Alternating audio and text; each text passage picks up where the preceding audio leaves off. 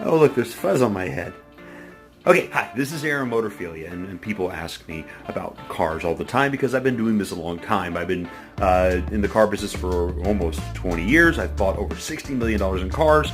I've broken and fixed most stuff that's out there, and I have a good idea of what I'm getting into. So naturally, people come to me and say, well, what should I get?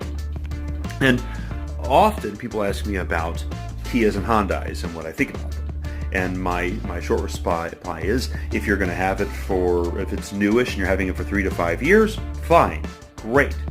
If the car is older than 3 to 5 years, you might not want to get a Kia or a Hyundai. And here's the reason why. In a recent survey, actually an English company did a review of Kia and Hyundai. And what they found was that the cars were designed to be pretty reliable for the first 1 to 5 years. They were. And they do really well in the first 1 to 5 years. So as long as you're in that 5-year window and you're under 120,000 miles, they're okay. They're actually pretty good. Problem is that isn't what makes a car reliable. What makes a car reliable is the duration, how long they last over time. Yes, a car initially should be reliable, and most cars are reliable. I mean, most Chryslers are reliable. They're not good cars. Most cars are reliable. It's just like relationships. Most people can have a really good relationship with about anybody for a week or 2 weeks. Want to be married for 50 years? Completely different scenario. And that's where Toyota steps in. Toyota is the long-standing, long relationship car that you can have for a decade or more. They have cars that routinely do 2, 3, 400, 500, 600, 1 million miles. That's not hyperbole. They do that. So if people are saying, well, what do you want reliable? Well, Toyota does that well. Toyota's boring. They're really boring cars. They're so boring. But sometimes we're not looking for an action movie we're going to get in a car. We want a car that gets us from point A to point B.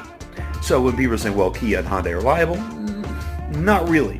An engineering company actually did a survey of Kia and Hyundai motors, and what they found was that these motors do about 120 to 150,000 miles, and then they're done. They have a lot of issues with cam bearings. They have a lot of issues with oil burning. Ultimately, they have issues that become critical when they do fail.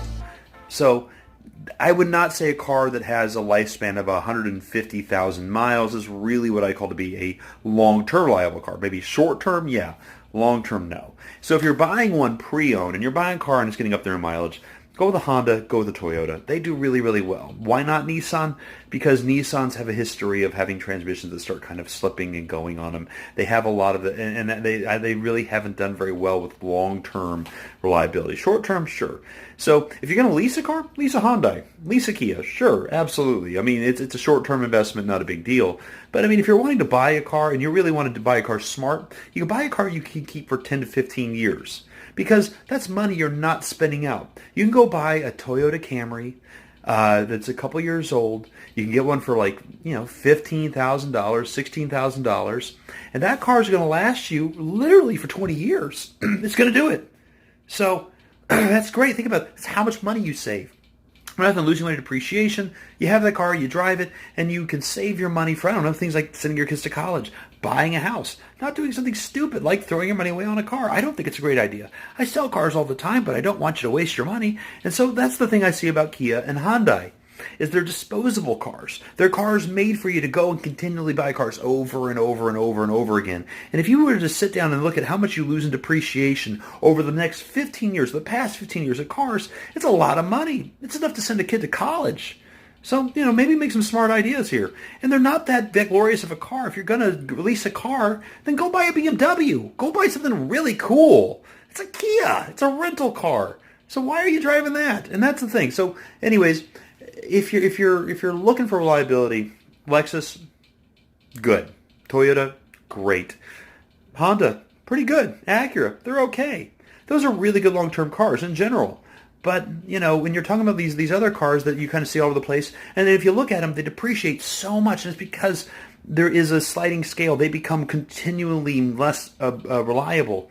If you go to Consumer Reports, go look at like a 20-year-old Highlander from Toyota. It's more reliable than a brand new Kia. That's crazy. Go look at a 20-year-old Toyota 4Runner on Consumer Reports. Go ahead, look it up. Feel free. Get an account. It's totally worth it. It's more reliable to buy a 20-year Toyota 4Runner than it is to buy a brand new Kia Sonata or a Hyundai Sonata. They're more reliable. That's crazy. A 20-year-old Toyota is more reliable. You're not going to see that with a Kia or a Hyundai. And that's why I'm going to say, if you want reliability, go Toyota. If you want to, have some new neat features, you want some new electric gizmos, and that is important for you, and you're okay with just kind of burning money, Hyundai and Kia are okay, but don't keep them. After 5 years, dump them. That's my advice. And that's also why I don't usually recommend them for people on a pre-owned basis. Hope that helps.